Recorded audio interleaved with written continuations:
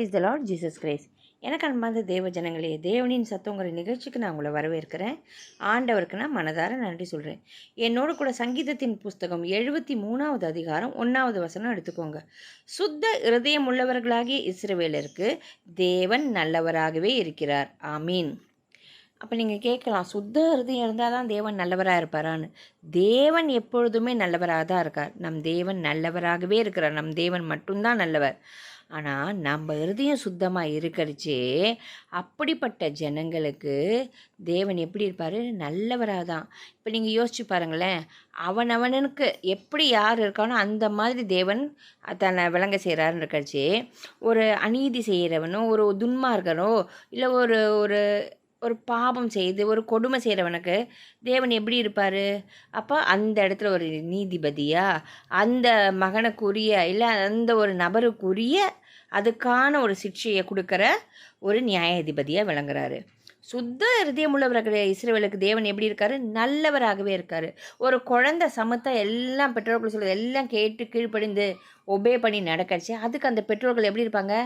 எங்கள் அம்மா அப்பா பெஸ்ட்டு, ரொம்ப நல்லவங்கன்னு தான் அந்த குழந்தை சொல்லும்.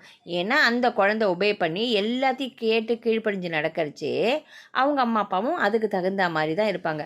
இதே அந்த குழந்தை கொஞ்சம் முரட்டாட்டுத்தனம் பண்ணி கீழ்ப்படியாமல் இருந்தாக்க அதுக்கான கான்சிக்வன்ஸ் அந்த குழந்தை ஃபேஸ் பண்ணும் இல்லைங்களா? சிலப்போ மட்டா தண்டிப்போம், சிலப்போ அடிப்போம், கடிந்து கொள்ளுவோம் அந்த இடத்துல. ஸோ நம்ம சுத்த ஹிருதயம் உள்ளவர்களாக இருக்கிறச்சே தேவன் எப்படி நல்லவராக இருப்பாராம். ஸோ நம் தேவன் எல்லா விஷயத்திலும் நமக்கு நல்லவராகவே இருக்கும். அவரோட கேரக்டரிஸ்டிக்ஸ் அவர் நல்லவராக தான் இருக்கார். ஆனால் நம்ம எப்படி நடந்துக்கிறோமோ அதுக்கு தகுந்தாப்புல தேவன் நம் வாழ்க்கையில் அவர் தன்னை விளங்க செய்கிற அவர் போதுமானவராக இருக்கார். உங்கள் ஹிருதயம் எங்கேயாவது சோர்ந்து போயிருக்கா, இல்லை சுத்தம் இல்லாத இருக்கா, கிறுக்குள்ளதாக இருக்கா, கேடு உள்ளதாக இருக்கா, பழிவாங்குதல் உள்ளதாக இருக்கா, பொறாமையாக இருக்கா, எப்படி இருக்குன்னு ஆராய்ந்து பாருங்கள். நம்ம இந்த மாதமே ஆண்டவர் சொல்லியிருக்கால, அந்த ஹிருதயத்தை சுத்த ஹிருதயத்தில் என்னென்ன சிருஷ்டி வரையும்னு. அப்போ நமக்குள்ளே சுத்த ஹிருதயம் வேணும். நம்ம ஹிருதயம் எப்படி இருக்கணும்? சுத்தமாக இருக்கணும். அந்த சுத்தமாக இருக்கிற ஹிருதயத்தில் பரிசுத்த தேவன் வந்து வாசம் செய்வார். அதோடு மாத்திரம் நம் வாழ்க்கையும் நம் தேவன் எப்படி நல்லவர் இருக்கிறது போல நம்ம வாழ்க்கை அவருக்குள்ள நல்லா தான் இருக்கும். வாங்க நம்ம ஜெபிக்கலாம். எங்கள் அன்பின் பரலோக தகப்பனே, உம்மை துதிக்கிறோம், ஸ்தோத்திரிக்கிறோம்ப்பா. தேவனே, சுத்த இருதயம் உள்ளவராக இஸ்ரவேலுக்கு தேவன் நல்லவராகவே இருக்கிற தகப்பனே.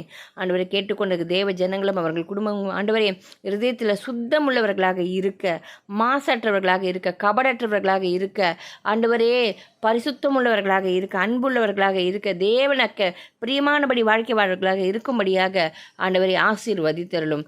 அப்பொழுது தேவ ஜனங்களுக்கும் அவர்கள் இந்த பிள்ளைகளுக்கும் குடும்பத்துக்கும் ஆண்டவரை எங்களுக்கும் எங்கள் குடும்பத்துக்கும் தேவரே நீர் நல்லவராகவே இருப்பதற்காக உமக்கு நன்றி. இயேசுவின் நாமத்தினாலே ஜெபிக்கிறோம் பிதாவே. ஆமீன். ஆமீன். God bless you.